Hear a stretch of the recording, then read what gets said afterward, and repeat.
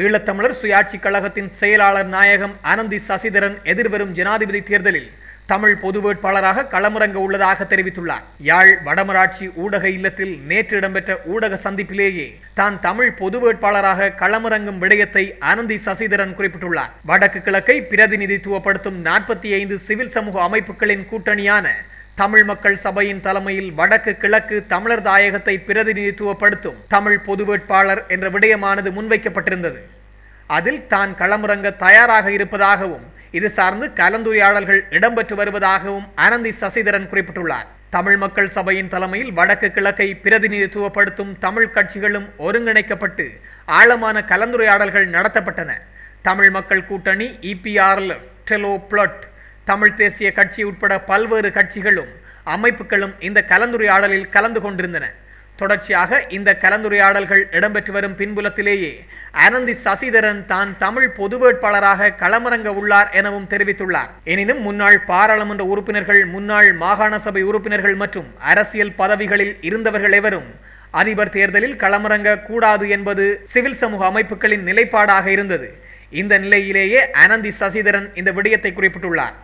அத்துடன் ஒரு பேராசிரியரை களமிறக்குவதற்கான கலந்துரையாடல்களும் தற்போதைய காலகட்டங்களில் சிவில் சமூக அமைப்புகளால் இடம்பெற்று வருவதாகவும் குறிப்பிடப்பட்டிருக்கின்றது.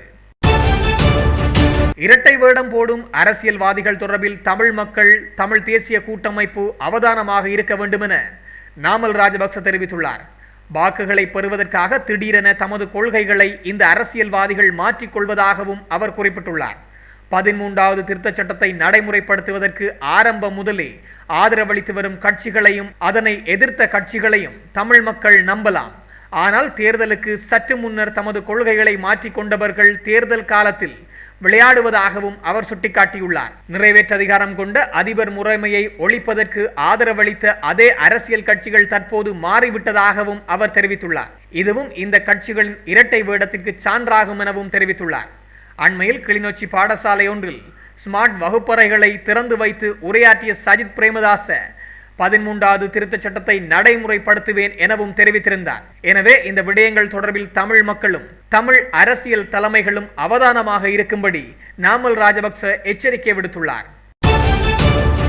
இந்தியாவின் புதிய பிரதமராக மீண்டும் பதவியேற்றுள்ள நரேந்திர மோடி அவர்கள் இலங்கைக்கு வருவதற்கான ஏற்பாடுகள் இடம்பெற்று வருவதாக ஜெய்சங்கர் அவர்கள் குறிப்பிட்டுள்ளார். இலங்கையின் ஜனாதிபதியான ரணில் விக்ரமசிங்கே நரேந்திர மோடி அவர்களுடைய பதவியேற்பில் கலந்து கொண்டிருந்தார். இதன்போது இந்தியாவின் வெளியுறவுத்துறை அமைச்சராக இருக்கின்ற ஜெய்சங்கர் மற்றும் இந்தியாவின் பிரதமர் நரேந்திர மோடிக்கு ரணில் விக்ரமசிங்கே இலங்கைக்கு வரும்படி அழைப்பு விடுத்திருந்தார்.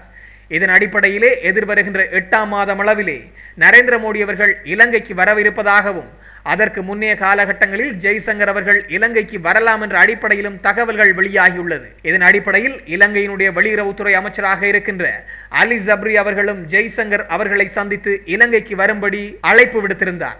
இதன் அடிப்படையில் ஜெய்சங்கர் முதலில் இலங்கைக்கு வருவதற்கான ஏற்பாடுகள் இடம்பெற்று வருவதாகவும் மிக விரைவில் அவர் இலங்கைக்கு வரலாம் என்ற அடிப்படையிலும் குறிப்பிடப்பட்டுள்ளது. அத்துடன் இலங்கைக்கு வருகின்ற ஜெய்சங்கர் அவர்கள் இலங்கையிலே இந்தியாவின் முதலீடு சார்ந்தும் திருகோணமலையை மையமாக கொண்ட அபிவிருத்தி திட்டங்கள் சார்ந்தும் இலங்கை இந்திய இணைப்புகள் சார்ந்தும் இலங்கை இந்திய பால விவகாரம் சார்ந்து பேசப்போவதாகவும் குறிப்பிட்டுள்ளார். என் மீதுள்ள அரசியல் பயம் காரணமாகத்தான் தமிழ் தேசிய கூட்டமைப்பு என்ற ஒன்றை விடுதலை புலிகளின் தலைவர் வேலுப்பிள்ளை பிரபாகரன் அவர்கள் கட்டியெழுப்பினார் என்றும் புலம்பெயர் தமிழர்கள் அவருக்கு நன்றியுள்ளவர்களாக இருக்க வேண்டும் எனவும் கடற்தொழில் அமைச்சர் டக்ளஸ் தேவானந்தா தெரிவித்துள்ளார். கிளிநொச்சியில் நேற்று இடம்பெற்ற விசேட மாவட்ட அபிவிருத்தி கூட்டத்தில் கலந்து கொண்ட அமைச்சரின் ஊடக சந்திப்பில் ஊடகவியலாளர்களின் கேள்விகளுக்கு பதிலளித்த போதே அமைச்சர் இந்த விடயத்தை தெரிவித்துள்ளார். வடக்கிற்கு விஜயம் மேற்கொண்டிருந்த சஜித் பிரேமதாச, அனுரகுமார திசாநாயக்க ஆகியோர் 13ஆம் திருத்தம் மற்றும் அதற்கு மேல் என பல்வேறு கருத்துக்களை தெரிவித்திருந்தனர். வடக்கினை பிரதிநிதித்துவப்படுத்துகின்ற மக்கள் பிரதிநிதி என்ற வகையில் அதற்கு என்ன கூறுகின்றீர்கள் என்று ஊடகவியலாளர்கள் வினவிய போது அதற்கு டக்ளஸ் தேவானந்தா, நான் வடக்கு என்று கூற மாட்டேன், தமிழ் மக்களையும் தமிழ் பேசுகின்ற மக்களையும் பிரதிநிதித்துவப்படுத்துகின்றவன் என்றே என்னை கூற விரும்புகின்றேன் எனவும் தெரிவித்துள்ளார். அத்துடன் நாங்கள் ஆயுத போராட்டத்தினை ஆரம்பித்த வேளையில் வடக்கு மலேகம் உள்ளடங்கலாக தமிழ் பேசும் மக்கள் என்ற கோஷத்தையே முன்வைத்ததாகவும் டக்ளஸ் தேவானந்தா தெரிவித்துள்ளார். ஆனால் இடைப்பட்ட காலத்தில் போராட்டம் தவறாக வழிநடத்தல்கள், அணுகுமுறைகள் காரணமாக பலவீனப்பட்டு திசை திரும்பிவிட்டது என்றும் இந்த நேரத்தில் தான் எங்களுக்கான பொன்னான வாய்ப்பாக இலங்கை இந்திய ஒப்பந்தம் எமது கைகளுக்கு கிடைத்தது. அதனை முதலில் அனைவரும் ஏற்றுக்கொண்டனர்.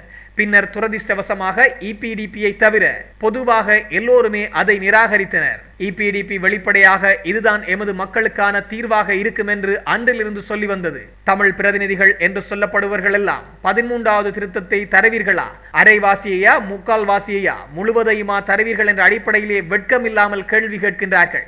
இதே நபர்கள் தான் முன்னைய காலகட்டங்களில் இந்த 13வது திருத்த சட்டத்தை எதிர்த்தவர்கள் எனவும் டக்ளஸ் தேவானந்தா தெரிவித்துள்ளார்.